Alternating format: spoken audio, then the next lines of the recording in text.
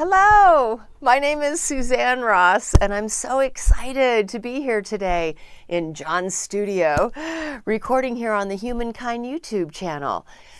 I wanted to talk about unity consciousness and how that inspires me to create events.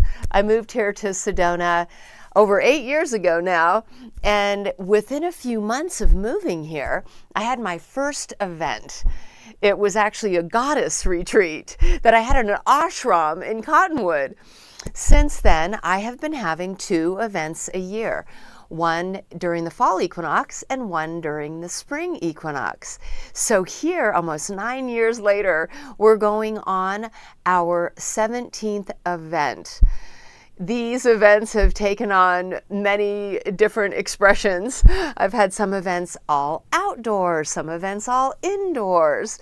What we have finally come to is having events that are indoors, but we have shuttle buses that come pick people up and take them out to sacred vortex sites in Sedona. I was having an event at the Creative Life Center one year, and we had no outdoor activities, and I remember sitting there looking at the beautiful glass windows and looking out at the red rocks of Sedona and thinking, what in the heck are we doing inside? We're in Sedona. We should be out in the red rocks. And that inspired me to include these outdoor vortex journeys as part of my events. So I started working for Sedona Mystical Tours several years ago, because at one of my events, I decided that I would have the celebrities that were the presenters at the event. One of the first ones was Laura Eisenhower, and I was having her at one of my events, and I thought, gosh, Laura could take a group of people out into the Red Rocks, and of course she would be accompanied by a permitted guide, and I chose the company Sedona Mystical Tours. And so Sedona Mystical Tour Guide, in fact, it was the founder, Mark Griffin, who found the company 27 years ago, and he took us out there with Laura Eisenhower. I've got great footage of this on my Sci-Spi.tv TV network and under Supernatural Adventures. And so at that time, then Mark invited me to go ahead and become a permitted tour guide myself. And since then, I've been taking people out onto the land, and it's one of the things that I do here in Sedona, but also an important part of my events. And so now these outdoor journeys that I offer during my event are led by the keynote speakers at my event. And so I'm just so excited about that. When you go to SedonaAscensionRetreats.com and you click on outdoor journeys, you'll see we're going to be offering 6 outdoor journeys at the March 8th through 10th, 2024 Sedona Ascension Retreat. Another thing that I offer at these events are indoor workshops, because when attendees are, in the audience, especially at Sedona Performing Arts Center. It's a huge theater, right? And it's a gorgeous venue. But you don't really have that opportunity to interact with the presenters directly. Of course, you get to watch their phenomenal presentations and their fascinating PowerPoints. But with the indoor interactive workshops, you have the opportunity to then sign up for one of 12 workshops that we're offering in 2024 and to actually have that one-on-one connection with this keynote speaker, with this presenter, asking questions, engaging in activities. And so that's another thing I really love to offer at these events, are these indoor interactive workshops. So for 2024, we have incorporated a new registration opportunity where you can have a general admission pass and add on workshops and journeys, or you can buy these different levels of tickets that include those. We have a Sketch app where you can go and you can choose the specific workshops and outdoor journeys you want. So that describes the format of the events that I offer, in particular the 2024 event. But now I really want to get into what inspires me to do events. So Back in 2014, I'm going to say, I had my very first event. I wrote my first book, Wake Up, Awakening Through Reflection, a 10-day life lessons workshop, in 2012. And then I wanted to have a book launch event. And so I knew I just didn't want to be on stage all day, just myself talking about my book. So that's when I started reaching out to other authors, other spiritually inspired presenters. And together we presented on stage. I filmed the event, and I knew that using the footage from the event would help those who hadn't been able to attend enjoy the presentations. And that grew into my TV network, Sci-Spi.tv, where I feature all of these videos, and I'm still doing that to this day. I moved to Sedona in 2015, and I knew that I wanted to have events here. And my main motivation behind it was to gather like-minded souls. And especially here in the powerful vortex of Sedona, gathering like-minded souls who are seeking spirituality, who are seeking the truth about disclosure, who want to engage in spiritual practices like meditation and prayer. And when you're at one of these events, you really get this powerful sense of a unity community. And together, since the unity community is heart-centered and soul-inspired, there's a really high vibrational frequency that gets created during these events. And what myself and the attendees and presenters have noticed is it builds throughout the event.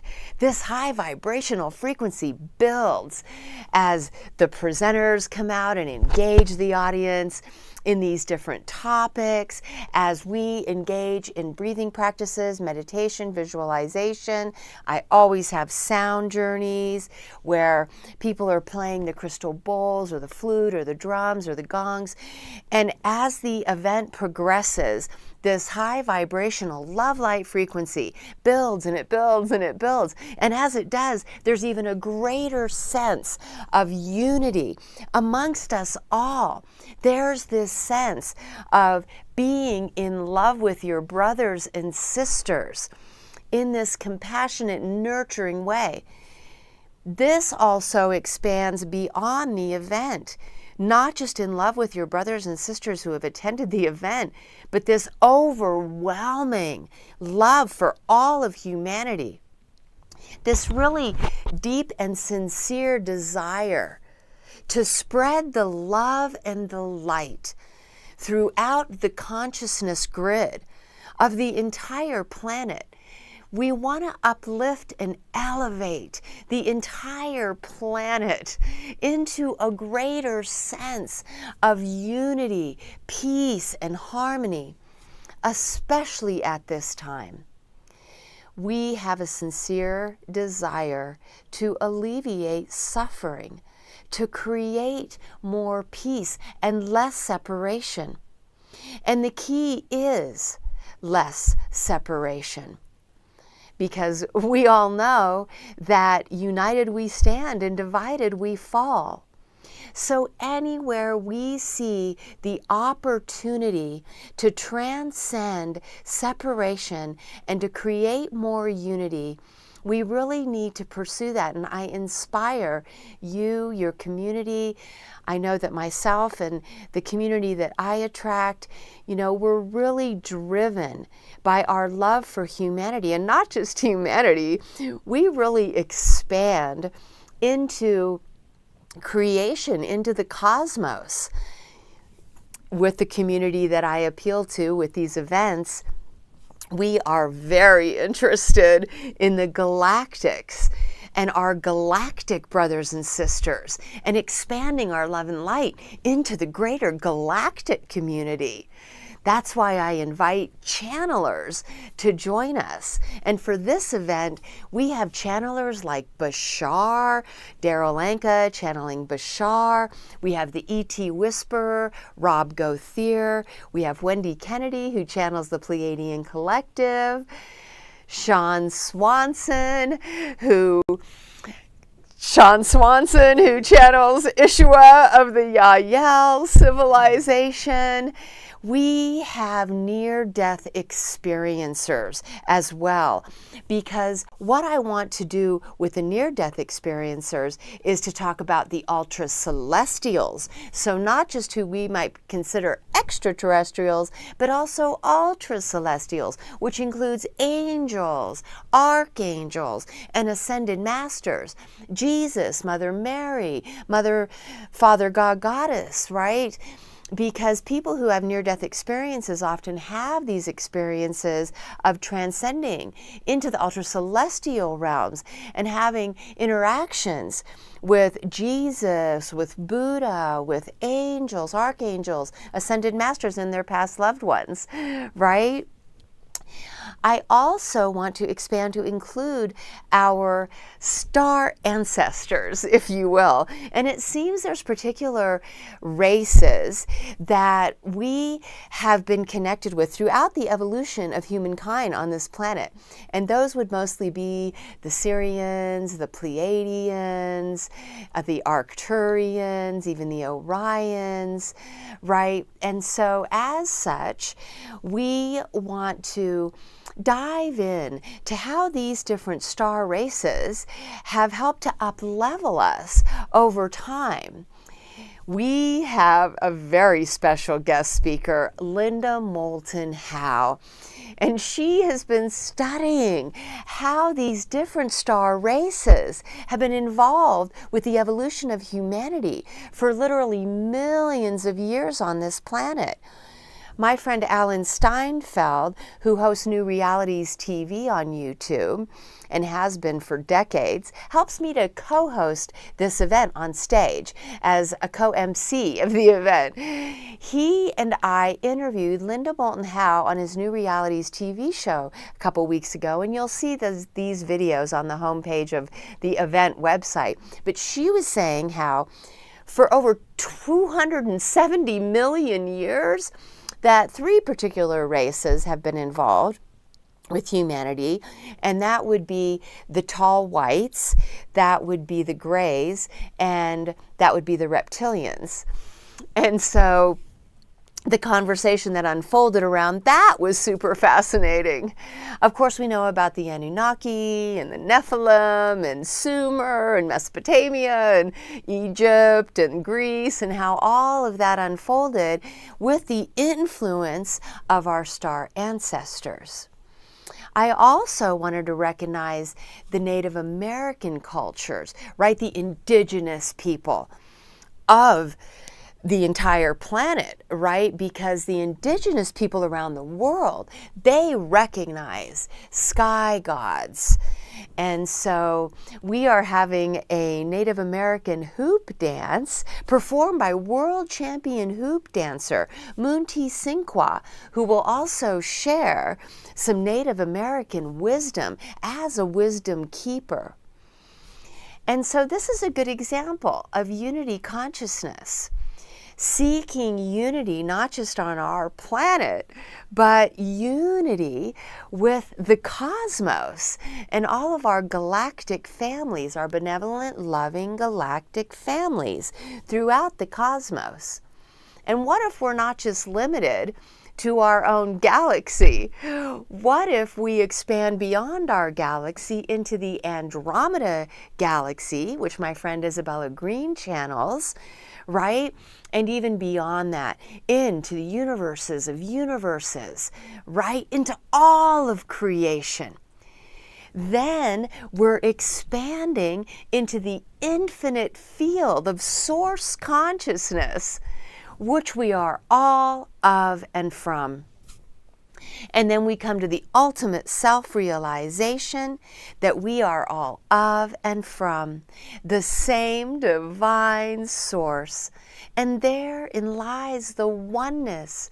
And so there is no separation when we realize that we are all of and from the divine source, and that the divine source flows through us as us. We are all always channeling source consciousness. And so no matter how one's ego chooses to express itself, we know that all living things and beings are sourced by the divine. And so we can remember that. And no matter who we're interacting with, the source of their soul is divine.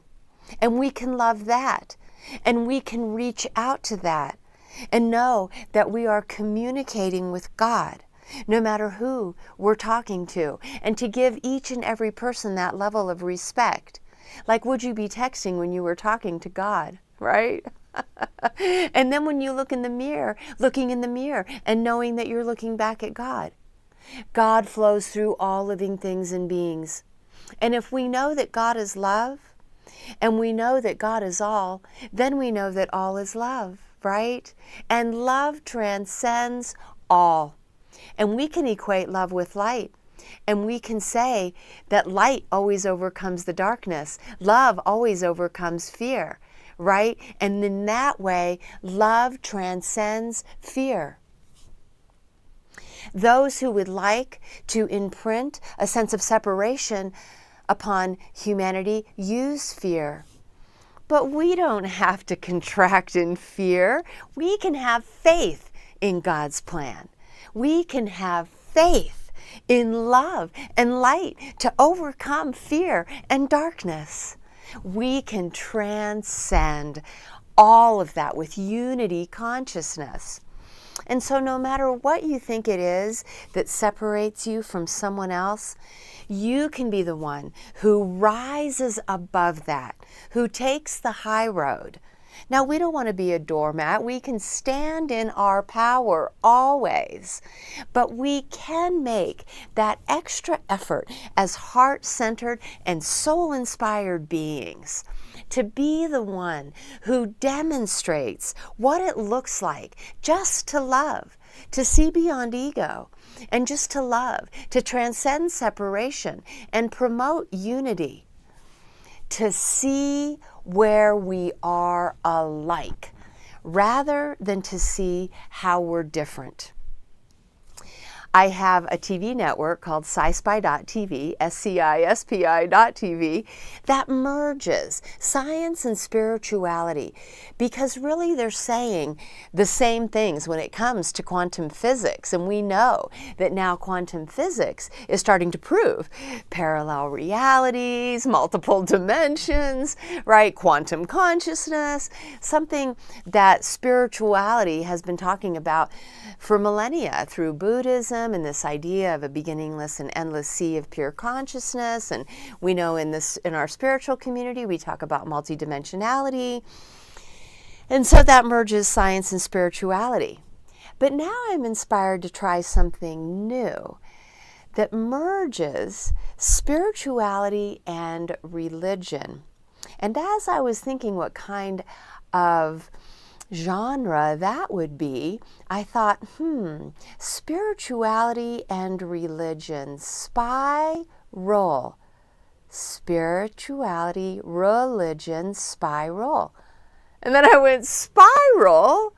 Oh my goodness, what better symbol to merge spirituality and religion than the spiral, where everything is spiraling out from the center, a central source, the divine source. And so, of course, I'll be very sensitive and discerning around how I might do this, but the general idea is the foundational Christ consciousness that spiritual people and Christians alike attune to. Of course, we know there'll be many differences between religion and maybe the church and spirituality and how we practice, but what if we just set aside those differences and tried to focus on the similarities? What's unfolding in the world right now in the Middle East is a holy war, a spiritual war, even prophesied in the Bible. But we don't want that. We want to create unity in coming together and saying, we too love Jesus Christ. We too love thy neighbor. We too pray for the most positive outcomes for all. We too want to spread love, peace, unity, and harmony in the spirit of Christ consciousness. And this is another way that we can create more unity consciousness. And so you see, I'm just seeking multiple ways to create more unity. It is what we truly need on this planet at this time. In religion, they talk about the end times and this rapture event. And I often wondered if it's not similar to what we're talking about with the end of an age and ascension.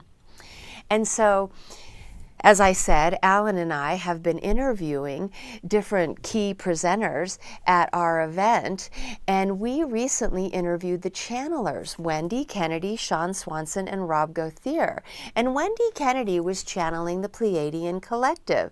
And with this question at the top of my mind about the end times and rapture from a religious perspective, and our end of an age, end of the fourth age, moving into the fifth age, and our idea of ascension, where we end up resonating in a fifth dimensional frequency, putting us on a fifth dimensional plane, right? If that was the same, if they were the same things or similar concepts, and channeling the Pleiadian Collective, she said absolutely yes, that the fourth dimension is our opportunity to see how time is becoming more fluid, how time is becoming more malleable, how time is representative of the fourth dimension. Because she said, even, those of us who are recognizing how it feels like time is speeding up, that time actually runs out at the end of the fourth dimension, because in the fifth dimension, there is no time. The Pleiadian Collective said in the fifth dimension that past, present, and future are occurring all at once. And so it's literally the end of time, the end time. Right? And then this idea of a rapture, where in our version of it, we call it ascension, where we literally vibe out of the third dimension. And we start resonating in a fifth dimensional spectrum of perception. We find ourselves resonating on a fifth dimensional plane of conscious awareness, because our love light frequency has transcended the duality and separation of the third dimension. And so I just found that so fascinating. And so the Native Americans talk about that when the biblical flood happened over 12,000 years ago now, that was the end of the third age, and that we have been in this fourth age, or we might call it the fourth dimension, for over 12,000 years, and these ages last around 12,000 years, and that we are now moving into the fifth age. And so that's another example of a belief system that runs parallel to the idea of a religious end time, a spiritual end of an age, and the Native American belief that we're moving into the fifth age. In the Native American traditions, the Hopi prophecy rock shows an example of how at the end of the fourth age that people are sort of jumping off of this edge, and they'll either ascend into an expression of a new earth and a new age, or possibly descend. And so This is an idea of, different timelines and the possibility of a bifurcation. But rather than getting into that, I just like to focus more on the ascension and the possibility of ascension for us all. If we feel we are done learning through separation, suffering, and duality, and we have this strong desire for unity, for peace, the end of suffering, that we can choose ascension, because it really is just a daily choice of making those choices that align with pure unconditional love, where we're expanding in love rather than contracting in fear, where we're coming together at events like this to co-create a new earth and not contract in fear around the possibility of a new world order, right? We can focus on coming together and co-creating a new, higher way of living and being together. And how do we do this? By coming together in unity community gatherings like my Sedona Ascension Retreat and many other consciousness events, higher consciousness events that are now unfolding more than ever around the country, around the world.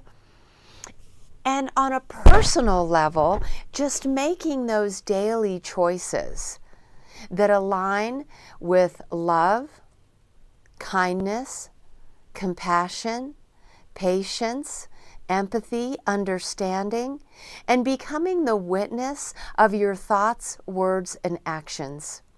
In my book, Wake Up, I have a practice called Redirect. Anytime you notice that you have dropped your frequency and that your thoughts, words, and actions aren't aligned with unconditional love, that you have the opportunity to redirect it into higher consciousness, into Christ consciousness. And that is how we will all ascend into a new, higher dimensional experience of living and loving and being together in a fifth dimensional new earth. You're invited to come to my Sedona Ascension Retreat, being held at the Sedona Performing Arts Center, March 8th through 10th, in a very transformational year for humanity, 2024. I send you all of my love. I wish you an abundance of beautiful blessings, an abundance of love, an abundance of peace, an abundance of joy, an abundance of prosperity. I want the most positive outcome for each and every one of you.